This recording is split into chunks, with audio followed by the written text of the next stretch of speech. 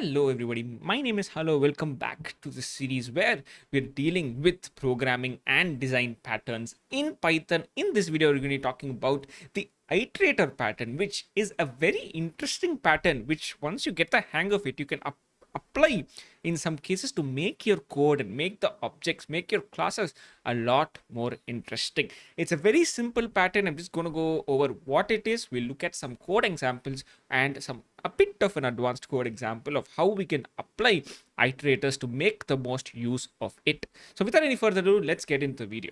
Okay, let's start with these two definitions. First of all, what is an iterable or iterable? What is that? Well, that is anything that can be iterated over. So if say I have a list, say 1, 2, 3 and 4, and I am going to say for I in list, let me just print this I. Let's just run this with Python 3.10 and see what the output would look like. I'm going to go ahead, run this. You see 1, 2, 3, 4 is what I get. So I am iterating over this object. Therefore, list is an iterable or an iterable. Okay, so what is an iterator then? Well, that is an object which can be used for iteration. Okay. So this is an iterable, you said, and this is the iteration that's going through. So what is an iterator in this case? Okay, so internally what happens when you do this for I in list is an iterator gets created. And how does that look like? Let's just call iterator ABC, for example. And there, what I will do is I'll use this function called iter of this LST. Now, if I actually go ahead and print this ABC, you can see that it is a list iterator. We are creating this iterator object from this iterable, which is a list. And what this for I in list does is simply print something like, so before I print, let me show you a very cool thing. Let's say A, which is, or let's say element, and this will be next of ABC. I'm going to go ahead and print here. You can see that 1 gets printed, which is the first element. And if I actually go and repeat the same code 4 times, you can see that 1, 2, 3 and 4 are created. Now, since this iter function is inside this code block, every time I run this, a new iterator object gets created. You can actually see that the object ID differs. What will happen if I put this somewhere in the outside and then use this? Well, it says still 1, 2, 3, 4, but if I run the same code again, it's going to throw the stop iteration exception.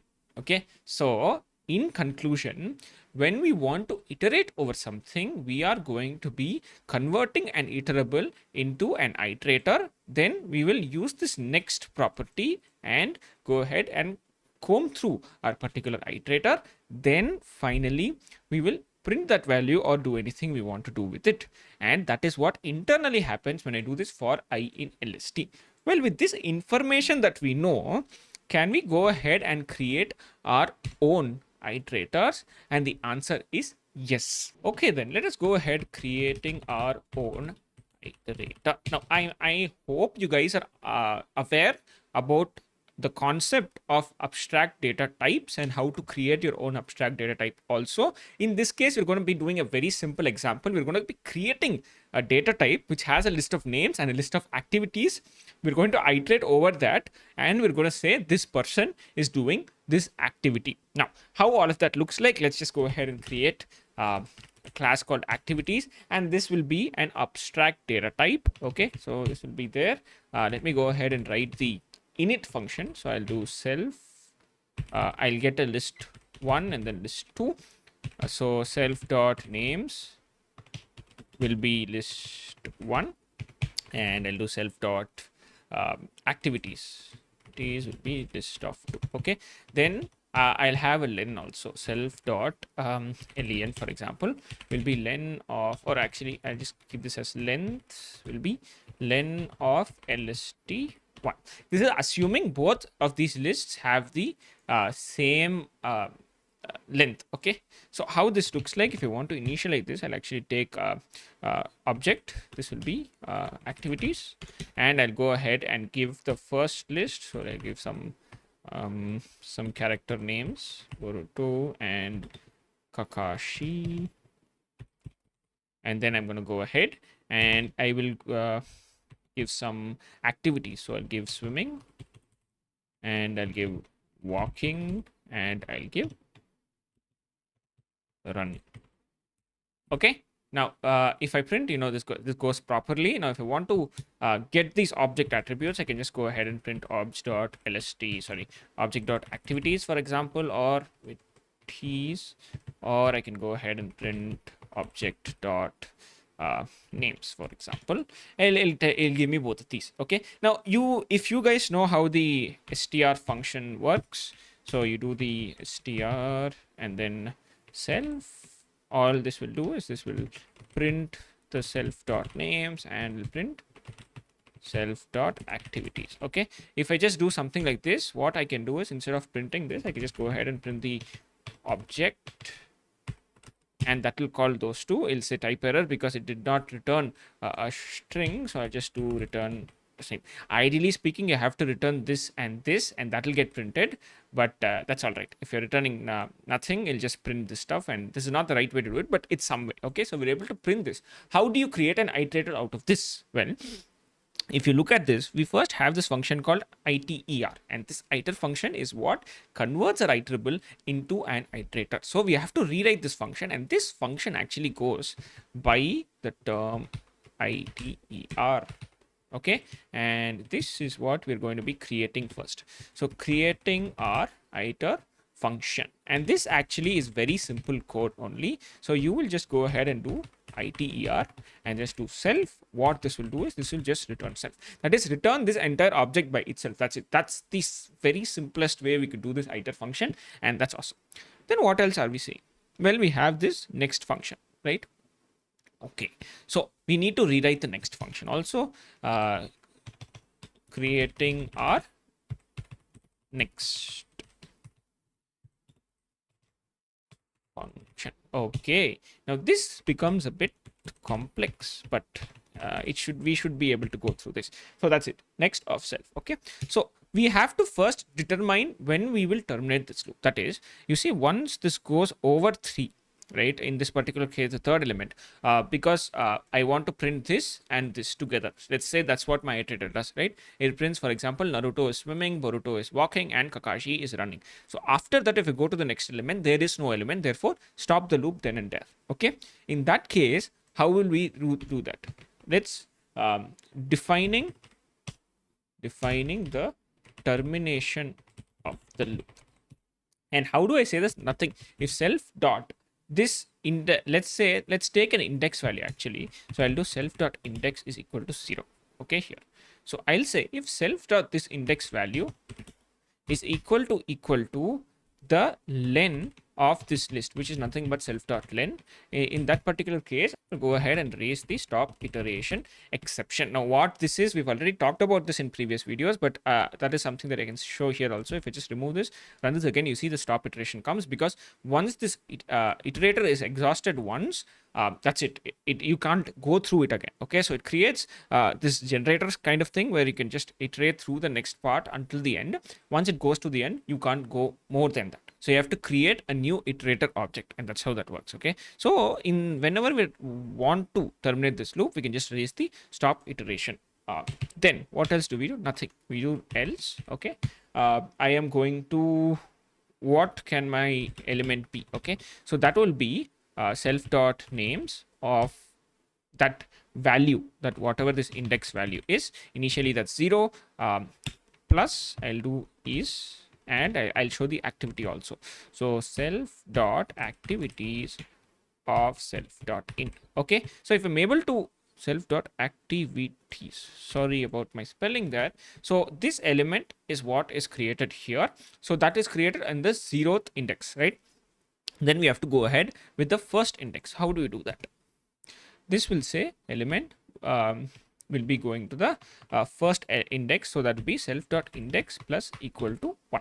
That's it. So we'll go to the first index, then we'll go to the second index, and so on and so forth. Okay, then I need to return this element back to the user so that they can use this when they are iterating through our abstract data type. Done. So what essentially happens is, I will save this again. I will actually now go for I in obj. I will go ahead and print I.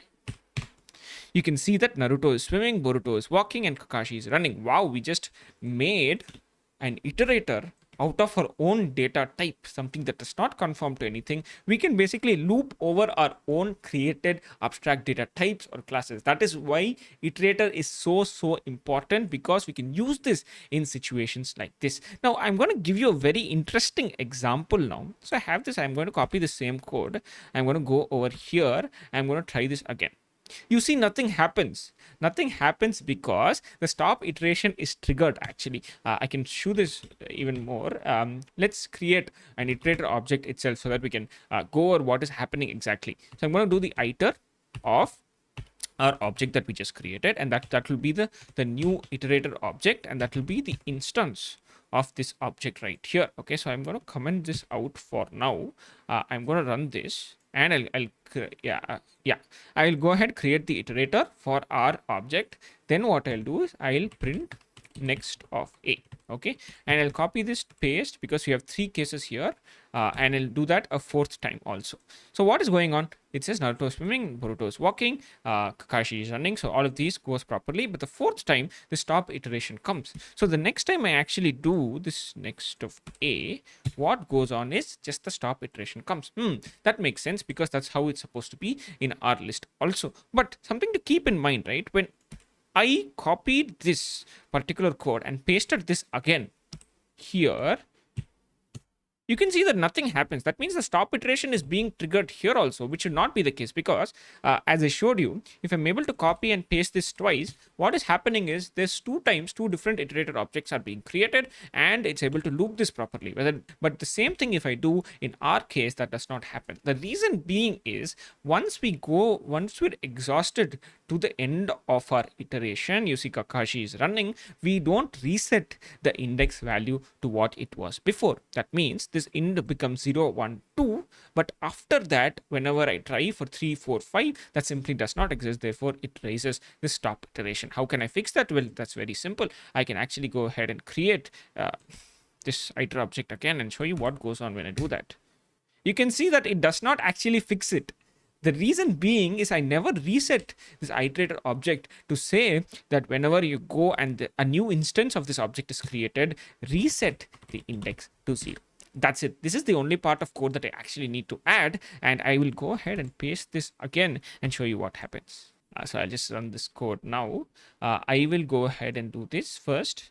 You can see that this goes on fine. I'm going to go create this first. Now, before it only said stop iteration, but now it's able to reset and iterate through that. Now, why is this raising this and I'm not able to handle this properly? Why is this exception throwing? Because we're asking next for something that should not exist. Okay, that's why this is throwing here. This is not a problem actually. If we just put this into a try and except block, we can handle this gracefully, and this will fix our problem that we had before also, where I can do the same thing twice and it will give me those 2 again and again, rather than it throwing the stop iteration when I'm trying this for the 2nd time. So that's where we have to go ahead and add this reset of the index value, so that we can, how many ever times we generate this iteration object, it always resets its value. So that wraps up our very quick video about what iterators are. I hope you understood what I talked about here. Iterators are a very interesting thing to work in Python, especially when you're trying to create your own abstract data types and you want to support